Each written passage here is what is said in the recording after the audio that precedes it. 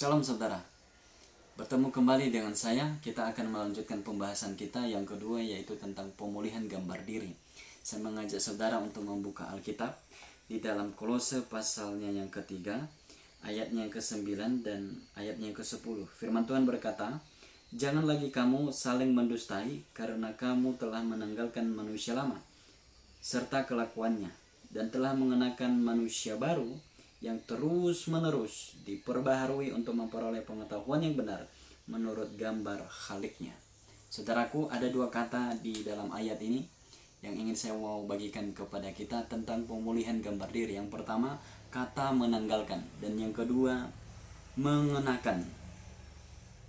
Ini diibaratkan saudara di dalam versi yang lain ketika saya baca, seperti kita mengenakan pakaian lama. Maka pakaian lama itu Tuhan menyuruh saya dan saudara untuk membuangnya, meninggalkannya, tidak lagi memakainya, karena Tuhan telah menyediakan pakaian baru, jubah baru buat kita yang bersih, yang tak bercacat dan kotor, yaitu firman Tuhan yang memperbaharui kita dari hari ke hari, bulan ke bulan, tahun ke tahun, sehingga kita makin lama makin serupa dengan gambar Khaliknya, makin kembali pada rencana Tuhan yang semula.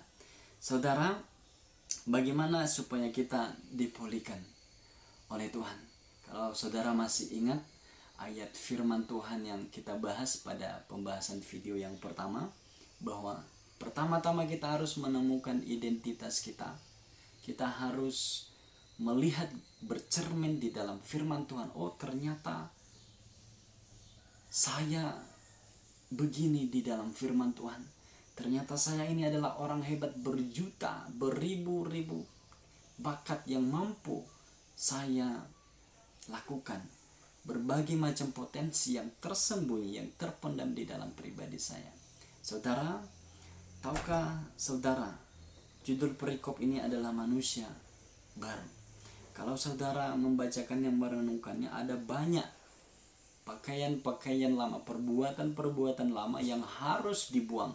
Firman Tuhan katakan, matikanlah itu dalam dirimu segala sesuatu yang duniawi. Bisa saudara bacakan hal-hal apa yang harus ditanggalkan. Kalau saudara berkata bahwa saya percaya firman Tuhan ini, saya percaya, saudara pasti dipulihkan. Tetapi kalau saudara menganggap enteng, sebaliknya, saudara, Tuhan akan membinasakan saudara. Tahukah saudara, firman Tuhan berkata di dalam Yohanes pasal 15 bahwa dialah pokok anggur dan kitalah ranting-rantingnya. Kalau kita tinggal di dalam dia, barang siapa yang tinggal di dalam dia, dia akan berbuah banyak. Setiap ranting yang berbuah banyak, dia akan bersihkan sehingga semakin berbuah lagi. Tapi setiap ranting yang tidak berbuah, yang tidak tinggal di dalam Tuhan, ia potong, lalu dia buang ke dalam api.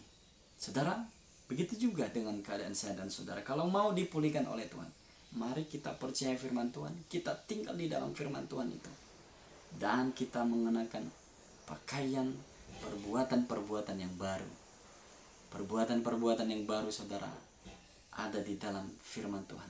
Renungkanlah seluruh firman Tuhan, peganglah itu, dan lakukanlah apa yang dikatakan Tuhan di dalamnya.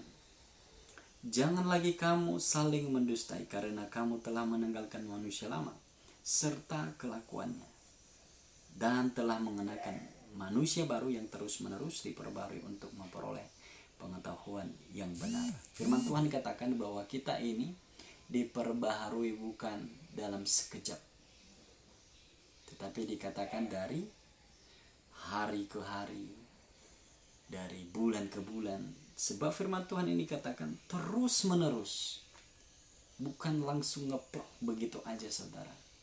Bagaimana kita diproses oleh Tuhan? Saudara, saya tidak tahu latar belakang saudara ketika masih belum percaya kepada Tuhan.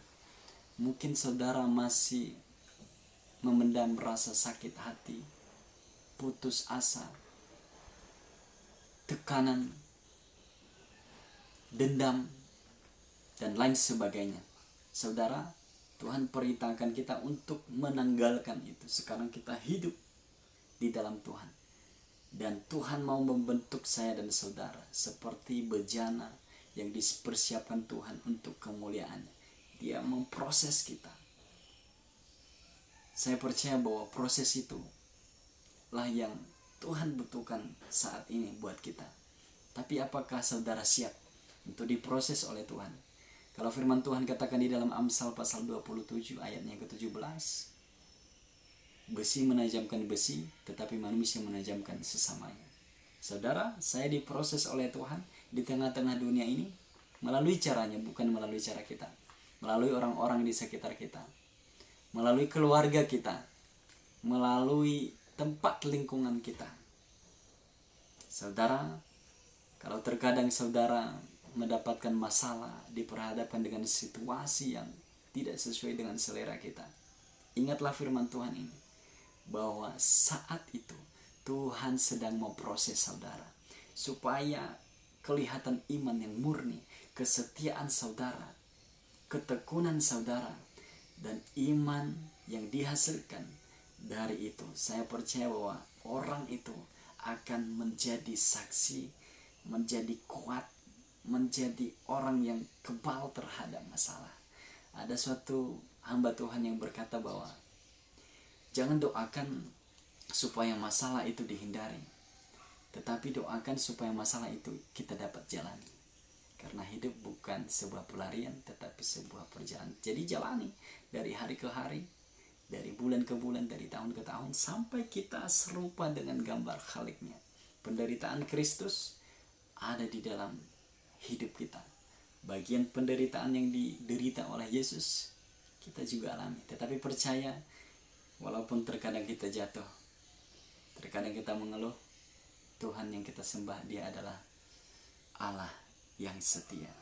Jadi saudara, tanggalkanlah kebiasaan lama. Sekarang berjalanlah di dalam rencana Tuhan. Pikiran-pikiran yang lama, perbuatan-perbuatan yang lama, kenakanlah manusia yang baru melalui ucapan, pikiran, dan perbuatan saudara. Dan biarkanlah hidup saudara dipulihkan, diperbaharui. Relakanlah supaya Tuhan ubah, supaya Tuhan bentuk sesuai dengan rencananya yang mulia. Kiranya Tuhan memberkati saudara, dan biarlah dalam segala kekurangan saya di dalam menguraikan dan menjelaskan firman Tuhan ini kepada saudara, Tuhan boleh menyempurnakannya di dalam kasih karunia-Nya. Biarlah kuasa daripada Tuhan yang akan terus bekerja di dalam diri saudara, sehingga saudara lebih mengerti lagi, lebih diberkati lagi di dalam merenungkan firman Tuhan ini. Tuhan Yesus memberkati. Shalom.